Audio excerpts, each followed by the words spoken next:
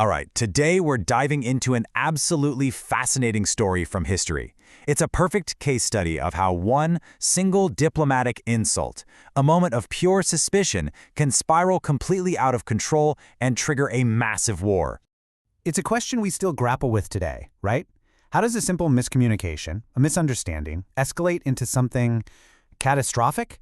Well, we're about to see exactly how that happens, step by painful step. So, you might be surprised to hear that our story doesn't start with an act of aggression. It starts with the complete opposite, a gesture of kindness, an attempt to build a bridge between two kingdoms. Here's the setup. The king of the Ammonites has just passed away, and his son, Hanun, is the new guy on the throne. Over in Israel, King David sees an opportunity. He thinks, Hanun's dad was good to me, so I'm going to be good to him. He sends a delegation with a really simple mission. Just go express my condolences, honor your new king, and keep the peace. But this is the exact moment where everything goes completely off the rails. What was meant to be an olive branch is about to get lit on fire by pure paranoia. And this really shows you the heart of the problem. It's a catastrophic failure in communication. On the left, you've got David's intent. It's simple, it's peaceful. But look at the right. The Ammonite commanders get in their new king's ear and they completely twist it. They're whispering, "Seriously? You think David is here to honor your father? No way. These guys are spies, sent here to map out our cities so they can come and overthrow us." And the new king, Hanun, he buys it.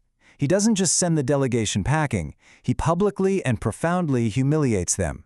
He has them seized. He has half of their beards shaved off, which, in that culture, was a sign of unbelievable shame. And then he has their robes cut off at the waist, exposing them. This isn't just a political snub, you see. This is a personal, degrading, and unforgettable insult. So when David hears what happened, his response says it all. He totally gets how deep this insult cuts. He tells his envoys, "Don't even come back to the capital. Just wait in Jericho until your beards grow back." The message from the Ammonites was received loud and clear. An unforgivable line has been crossed. It just goes to show you. In diplomacy, perception is everything. And an insult to this public, it almost always demands a public response. Oh, and the Ammonites know exactly what they've done. They know they've gone too far, and instead of trying to de-escalate, they decide to lean right into the conflict they just started. They realized they had become obnoxious to David, which has to be the understatement of the century for "we just picked a fight with a powerful king." At this point, talk is over. This is the point of no return. Instead of an apology, they double down, betting that a bigger army can solve a problem that their own pride created. Their next move? It isn't a peace treaty, it's hiring an army. And this shows you just how serious they are. They spend 1,000 talents of silver. That is a massive fortune. To hire mercenaries. This isn't a defensive move anymore. They are building a war chest. And what does all that cash get them? A truly colossal fighting force. We're talking 32,000 chariots and their drivers, all hired from the surrounding Aramaean kingdoms, plus another king who brings his own troops to the party. The Ammonites are trying to build an army so big and so overwhelming that they can crush David before he even knows what hit him. So this huge mobilization puts David's top general, a guy named Joab, in an absolutely impossible position. He's now facing a massive coalition army that has him completely surrounded, a tactical nightmare. Seriously, put yourself in his sandals for a second. The Ammonite army is in front of you, right at their city gate. But their huge army of hired mercenaries, they're in the open field behind you. You are caught in a classic pincer movement. Trapped. So, what's the plan? What do you do? Well, Joab's response is just a masterclass in battlefield strategy. He splits his army in two. He takes the best of the best, the elite troops, and he turns them around to face the bigger threat, the Aramaean mercenaries. He puts his brother, Abishai, in charge of the rest of the army to keep the Ammonites busy. And then he makes this simple, brilliant pact. If you're in trouble, I'll come save you. If I'm in trouble, you come save me. And he tops it all off with this incredible battle speech.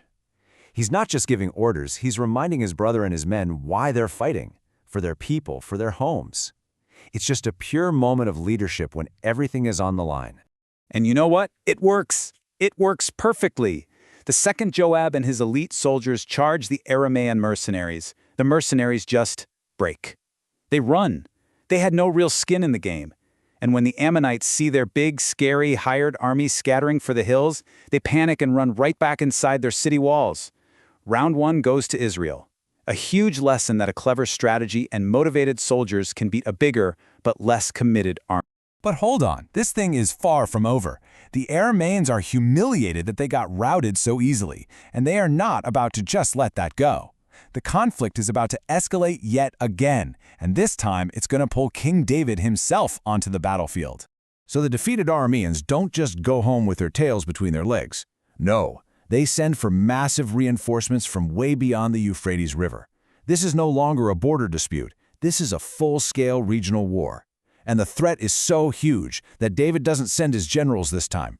He personally gathers the entire army of Israel and marches out to lead them himself.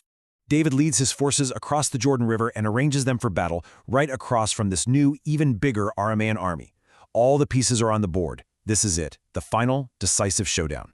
And the result of the battle is an absolute crushing victory for Israel. I mean, the numbers tell the whole story. David's army takes out 7,000 of the enemy's elite charioteers. And on top of that, another 40,000 of their foot soldiers. The Aramean army isn't just defeated, it's basically annihilated. Their top commander is killed, and their power is broken. Which brings us to the aftermath. Now we can finally see the full consequences of that one initial, fatal mistake by the Ammonites. The entire balance of power in the region has just been redrawn. Think of it like dominoes falling. All the smaller kingdoms that were loyal to the Arameans, they see their masters have been totally crushed. So they immediately switch sides, make peace with David, and become his subjects. Just like that, David's kingdom expands massively.